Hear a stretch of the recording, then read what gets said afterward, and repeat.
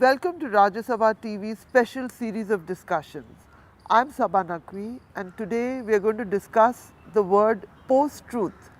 Oxford Dictionary chose post-truth as the word of the year in 2016 and I have a very distinguished lot of panelists here to elaborate on why and whether that phenomena applies to India. We have with us Professor Anant Kumar, a fellow at the Indian Institute of Advanced Studies in Shimla. My good friend Vinod Sharma, senior journalist from the Hindustan Times. We have Professor Rajveer Sharma, who is a very interesting and open-minded RSS thinker. And finally, my old friend Ashok Tandon, who describes himself as a senior journalist, but all journalists in Delhi will tell you he was the best media advisor in a Prime Minister's office and in his case in the office of Atal Bihari Vajpayee. So let me start this. Professor Anant Kumar, let me ask you, because the word post-truth got used a lot last year because of Donald Trump and because of the Brexit vote. Basically, it means when facts have nothing to do with the reality that is presented to which is supposed to appeal to emotion. So broadly, do you think that we in India also live in the era of post-truth? Well, in Indian politics, before this word post-truth was coined, there has been a tradition of half-truth, where you present reality through half-truths and make a construction as if it is the total story. Okay. But as we are going through elections after elections, unlike America, there has been a filter in common sense behavior, ordinary people's behavior. There is also an old tradition in India where it is suggested, I think it is Upanishadic formula, that Satyam bruyat, Priyam bruyat. Na bruyat satyam apriyam. Please tell the truth which in a pleasant way, but avoid telling unpleasant truth. So we do have a tradition, a memory of playing with truth. But with Gandhi's arrival, truth became a primary principle in pursuit of public opinion building. And whoever was found untruthful was in a way treated as clever, opportunist. At least in politics, truth was supposed to be a precondition to be respected by the people, irrespective of your ideology, your program, your principles. But as you suggested rightly, in Europe these days, there is crisis of cultural confidence. Multiculturality is on trial. And therefore, there is this wave of untruthful mobilization around stereotypes. And you see this happening with Islam. Stigmatizing Islam is part of this post-truth. Stigmatizing European Union is part of post-truth. I don't know how far will it go, but yes, the era of post-truth has arrived in European and American politics. Professor Rajveer Sharma, let me ask you this, that the way I'm trying to understand post-truth is when facts, hard facts, do they play into what the claims are that are being made? Let us look at the controversial policy of demonetization, for instance. We are here at the end of 2016 talking about India. There are many, many experts who have written that the facts about various things do not add up to the claims. Yet there is an emotional talk about we will show those people are, that those who, there is an emotional suggestion that anyone who critiques anything is possibly being anti-national, corrupt. There are various things thrown about. Would you please elaborate on it? Fact versus emotion. I think I should begin with what Professor Anand said. Truth, in fact, is truth anyway. Yeah.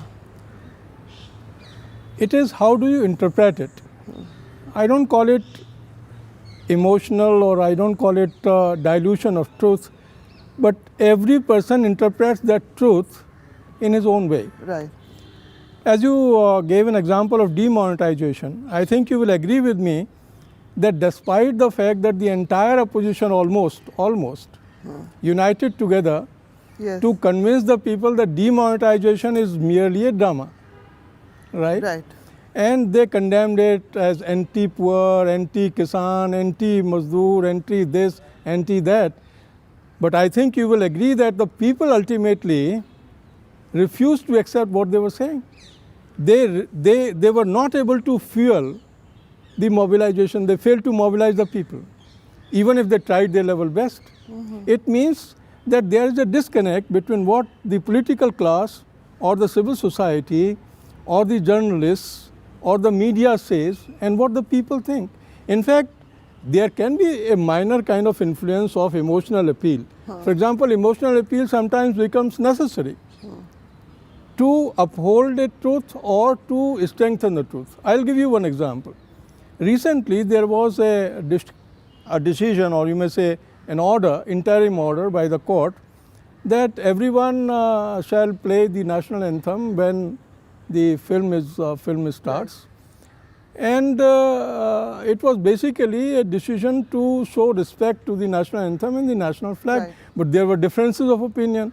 People interpreted it as a kind of an attack on freedom of one's expression and one's liking, though it was again withheld that it is a constitutional responsibility. Right. Under Article 51A, this is a constitutional responsibility, but this truth was withheld by saying that you cannot force your choice. It is a hyper-nationalism you are trying to impose.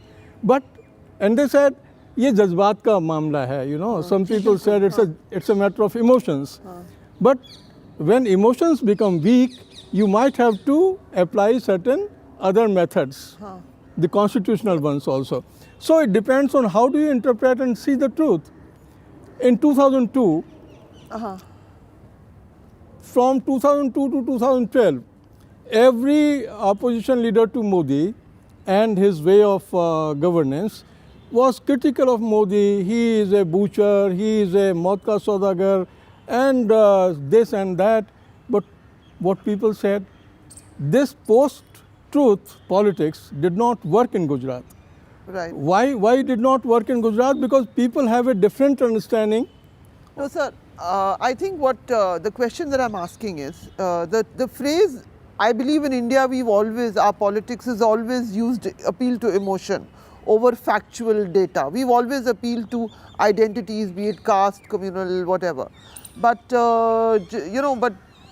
so in India we are looking at a different process. The phrase gets currency because Donald Trump gave a lot of misrepresentation of facts. Vinod, do you see an equivalent in India with Yes. what has happened in the US? Now, Please. first of all, let me preface what I say with the fact that we are a country that was brought up on the principle of Satyameva Jayate. And I accept the argument that truth is relative. Truth is relative. There is nothing like universal truth. It is all based on one's personal experience of life. Right. But at the same time, that relative truth is not a phenomenon, it is not something which you preach to the world. You know.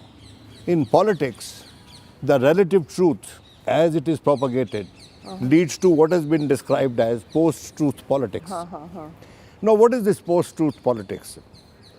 This post-truth politics, I think it's a politics based on distrust, fear, an emotional deficit for certain issues, and a bid to standardize thought on certain key questions facing the country. Mr. Donald Trump did this perhaps late in the day.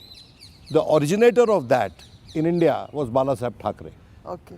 He was the originator of post-truth politics because his entire politics was based on exclusivity. He was a person who had problems with people coming in search of livelihood to Maharashtra, to the city of Mumbai.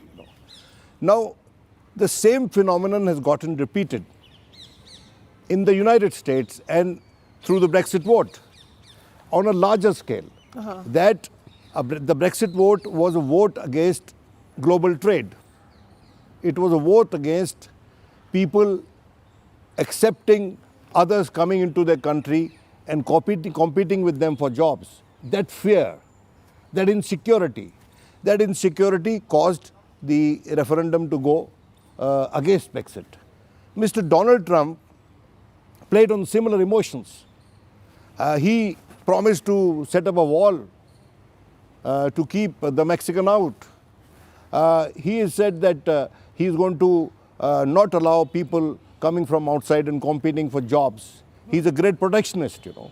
Now, I want to ask that in a country like ours, I would not like to mention names and mention 2002 like the learned professor. We are not here to defend or oppose anyone. We are actually here to discuss something which is hugely disturbing. You see, who is contributing to this post-truth politics? We normally blame the social media. But what is more applicable to India, unlike the United States where much of the press was against Donald Trump and was trying to navigate discourse, making it a little more balanced, Donald Trump felt that he was, they were unfair to him.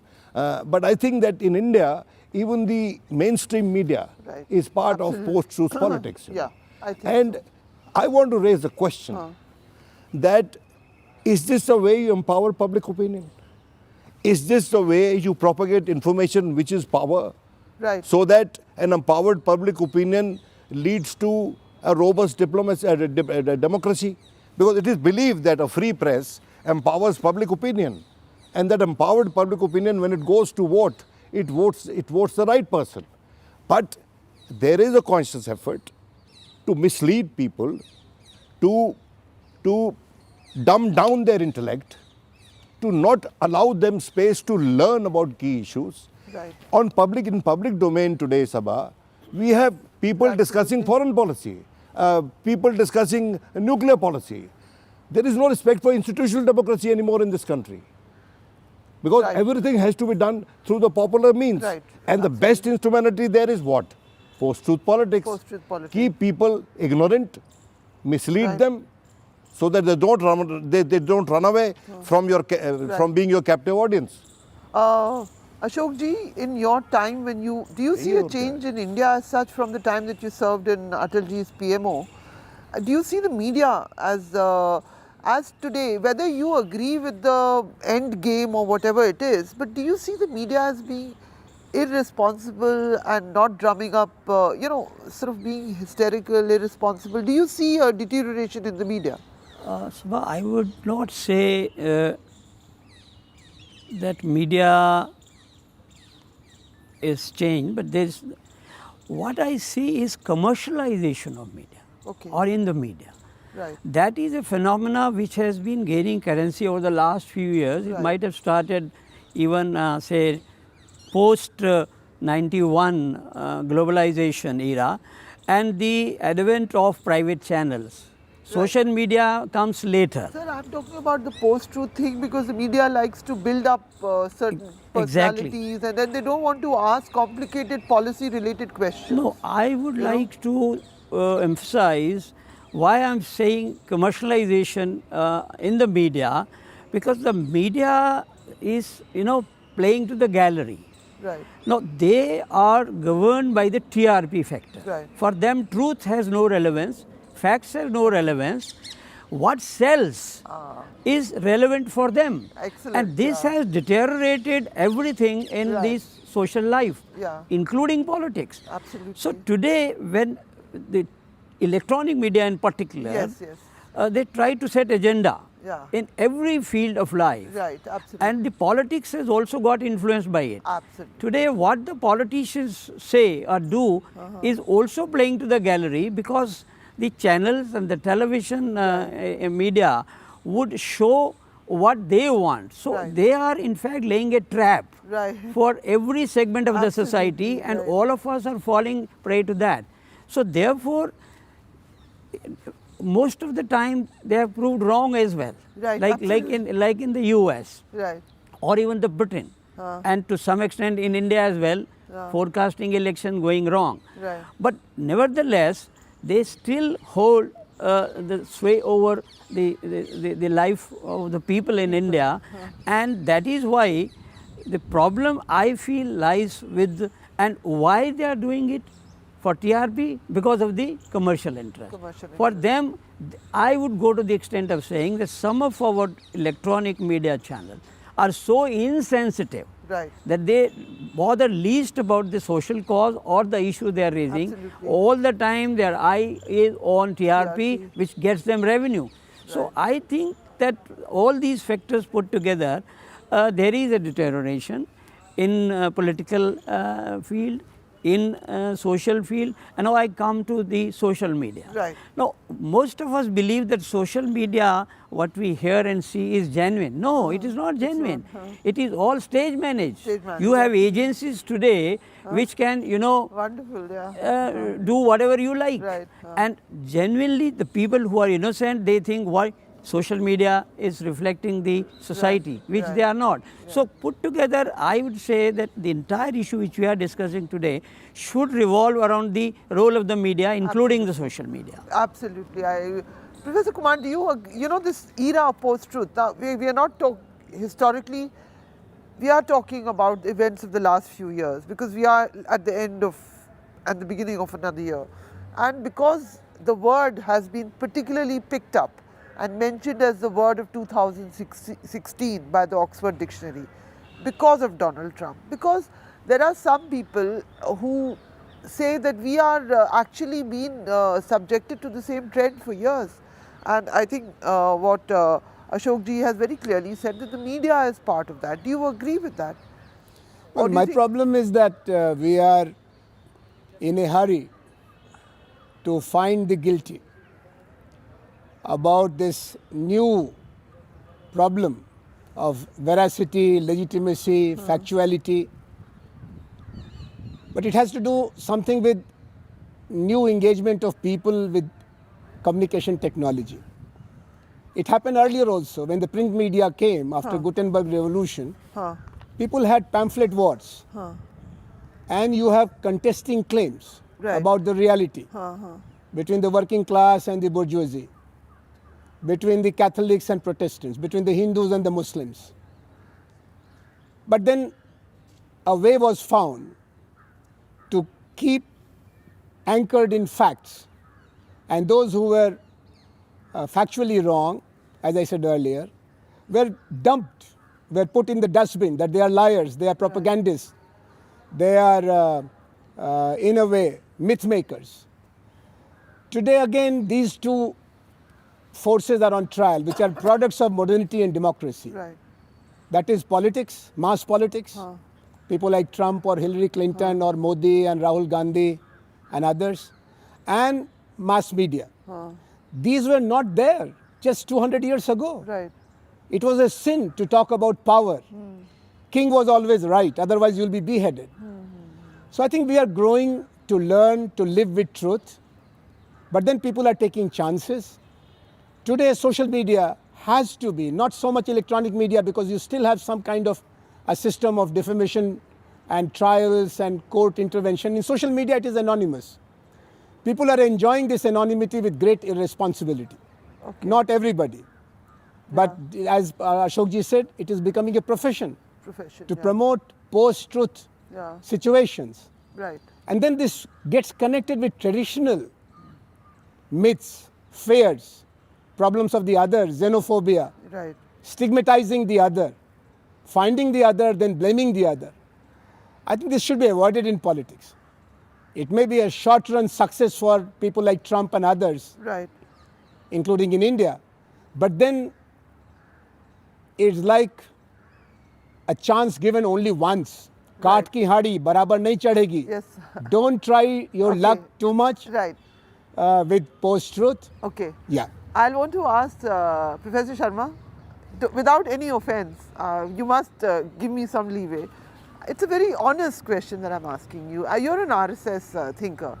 So, the way I see it, I've covered the BJP for a long time. I've interviewed one of your such. I mean, I know the RSS also. The problem this is not a tu meme engagement, that actually to an extent you have been, some institutions have been spreading, have built up images of certain communities, their own version of histories, which could actually be post-truth in a way much before the world discovered it.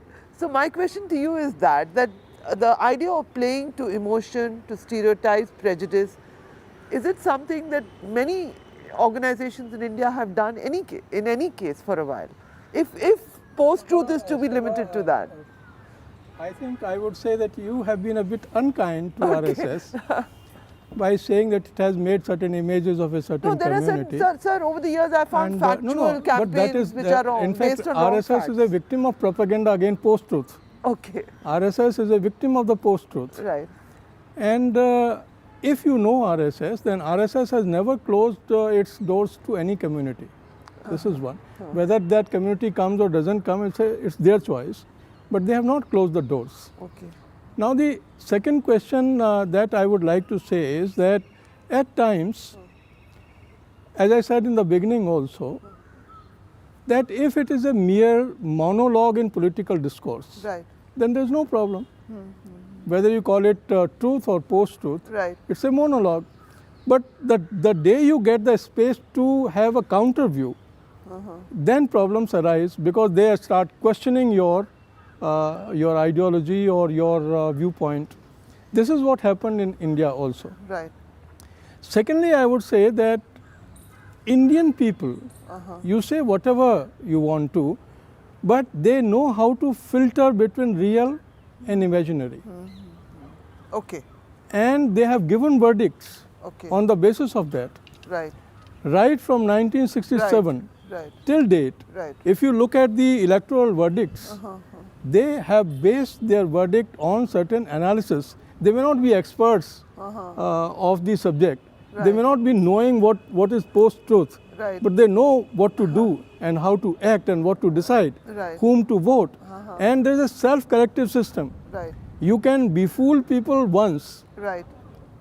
but second time you yes. cannot. I agree with you, sir. I absolutely do. And there was no offense at all meant here. No. No, not at all. Vinod, because we are now just getting into the last few minutes of the program, I want to know your assessment as such a veteran journalist. I find that on the issue, what the recent demonetization that's happened in India, many experts have given factual things which do not seem to, which suggest that this may have been not a financially sound decision. Yet, I feel that by a play of emotion and thing, the government is actually, it's not got so many people against it. That is my assessment. So is that post-truth also? You see, may I say one thing? I have no issues with the government defending No, its I'm policy. saying it's that. No, I have no issues with the government defending its policy. Yeah. Making claims. You see, politicians have a tendency of making tall claims. Right. But I have a serious issue with various versions of nationalism that we see happening in this country. There is religious nationalism, there is cultural nationalism, there is military nationalism, and now what we are seeing is financial nationalism, economic nationalism. Now, with everything, Okay. you are going to, with every position that I take on issues, you are going to judge my love for the country. I am an Indian nationalist, and I have the right to criticize, and the others have a right to rebut, but in a language Right. that is civil and by marshalling arguments that are cogent. Now, post-truth politics it kills all that. Yeah. It kills all civility, all tenets of decency, and paints you as one who is against the country, who is against the society, and who is perhaps being navigated by an enemy power. You see, Right. demonetization, if we discuss demonetization, we would be missing the wood for the trees. Right. We should discuss the issues of minorities. We discuss the issues of Kashmir. Let us discuss the issue of what one wants to eat.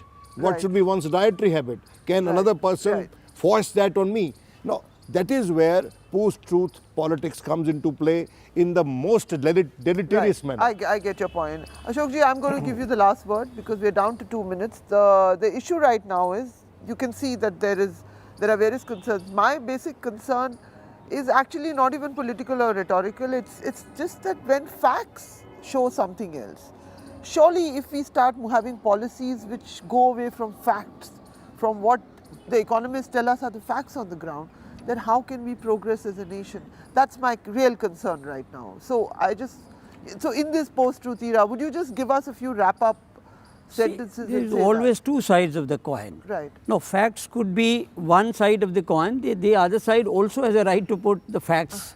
So it's up to the people to judge. Now, Okay. on the issue which we are discussing, like demonetization, now, well, there are facts which are for and against as well. Now, if I look at the channels, again I am bringing the media, if you look at certain channels, they are putting across only one side of the facts, the other channels are putting the other side of the fact. Now, therefore, I think in this post-truth politics, the ultimate judge will remain the people, whether it is America, Britain or in India. Right. So, we have to have faith in the judgment of the people Right. of India, and I have great faith in the wisdom of the people of India. So, they are right, they know what to see, they must be getting views from both sides, Okay. but ultimately they will judge the reality, and the truth will certainly come out. So, I think we should not get worried about what has happened in the recent incidents about post-truth politics. aims to subvert the native wisdom of the people. Okay. It is the Thank- biggest But it is enemy for of the the native people wisdom to of the judge. people. You can't Post-truth undermine politics. the wisdom of the people that they will not judge the truth in reality. So, I have full So- faith in the people of the country. Thank you so much. So what we have here, thank you to all my panelists, and what we have here is a belief that post-truth could bury facts and deal with emotion. I think we can agree broadly with that. The question is, some would argue that emotion is as valid as another argument can be. And obviously, if we were given another half an hour, we'd have our argument would get very heated, but we are not. But I hope we've just touched on a theme and enlightened our viewers. So thank you very much.